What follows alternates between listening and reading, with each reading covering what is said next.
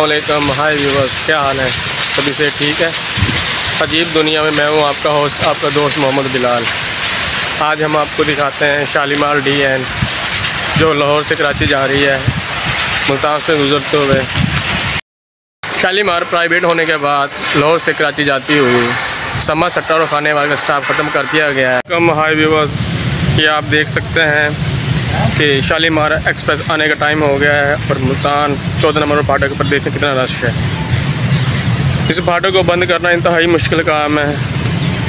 یہ آپ دیکھ سکتے ہیں اتنے رش کے باوجود پھاٹک والے کی ہمت ہے کہ وہ ٹرین آنے سے پہلے یہ پھاٹک بند کر دیتا ہے۔ یہ دیکھ سکتے ہیں آپ۔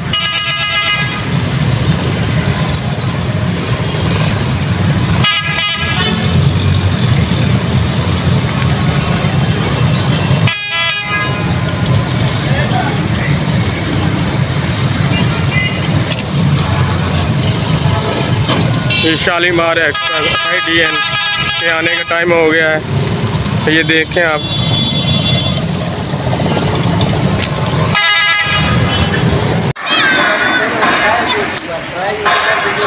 Shalimar express 28 DN،